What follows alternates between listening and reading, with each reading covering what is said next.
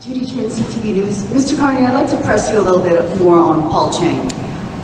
He lives in a riding that is 70% diverse, people of color. Half of that are people of Chinese ethnic origin, and of that population, about 20% are from mainland China.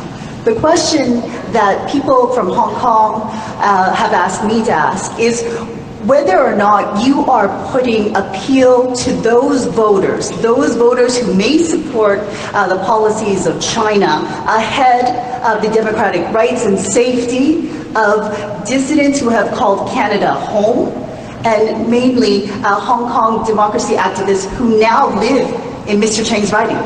The other person that's running most probably is, the Chinese community knows, Zhou Zhang Jing. Right? He is looking for the nomination. The Chinese media knows him. He was in the media business in Hong Kong, and here in Canada he's a radio host, or I don't know, for Singtel Media, or so Fairchild, he was a media person. So that's all he did all his life. But also right now he is wanted by the Chinese government, and there's a $1 million reward on his head. So they want, if you guys want to pick him up and take him to the Chinese consulate, you make him $1 million. I'm just joking, but there is a arrest warrant out for him from the government of China, and there is a reward for him. But apart from that, I can't say more than that. Right? Absolutely not. Absolutely not. Stand foursquare for rights, foursquare for our position, our very strong position vis-a-vis China, respect for Canadian citizens, all rights of Canadian citizens, irrespective of whether they hold dual citizenship or not, to be absolutely clear.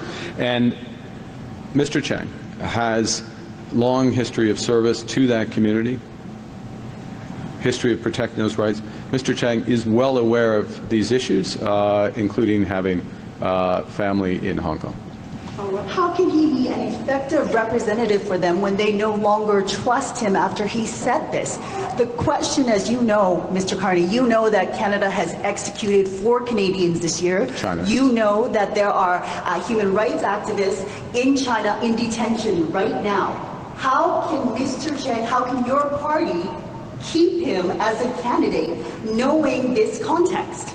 Mr. Chiang has apologized for his comments. It's a lapse of judgment. He's apologized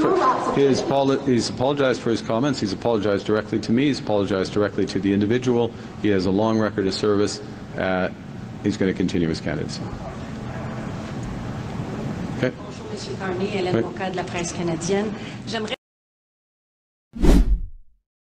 The Liberal MP Paul Chiang suggests that someone could hand over your party's candidate Zhou to China in exchange for a bounty from the communist regime. Many people saw that not only as a threat to Canadian citizens and political opponent, but also legitimizing foreign interference in our democracy. What's your response to his remarks? And after his apology, do you still believe he should be disqualified from running for office? Thank you. Yes, he must be disqualified. I find it incredible that Mark Carney would allow someone to run for his party that called for a Canadian citizen to be handed over to a foreign government on a bounty, a foreign government that would almost certainly execute that Canadian citizen. Think about that for a second.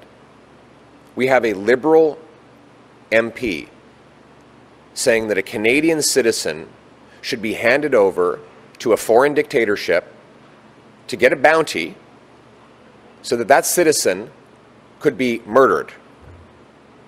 And Mark Carney says he should stay on as a candidate. What does that say about whether Mark Carney would protect Canadians? Mark Carney is deeply conflicted. Just in November, he went to Beijing and secured a $250 million loan for his company from a state-owned Chinese bank. He's deeply compromised, and he will never stand up for Canada against any foreign regime. Is another reason why Mr. Carney must show us all his assets, all the money he owes, all the money that his companies owe to foreign hostile regimes.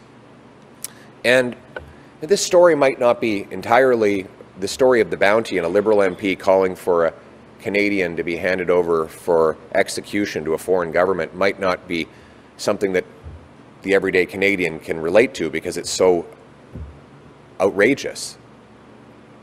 But I ask you this, if Mark Carney would allow his Liberal MP to make a comment like this, when would he ever protect Canada or Canadians against foreign hostility? He has never put Canada first, and that's why we cannot have a fourth Liberal term. After the lost Liberal decade, our country is a playground for foreign interference. Our economy is weaker than ever before, our people more divided.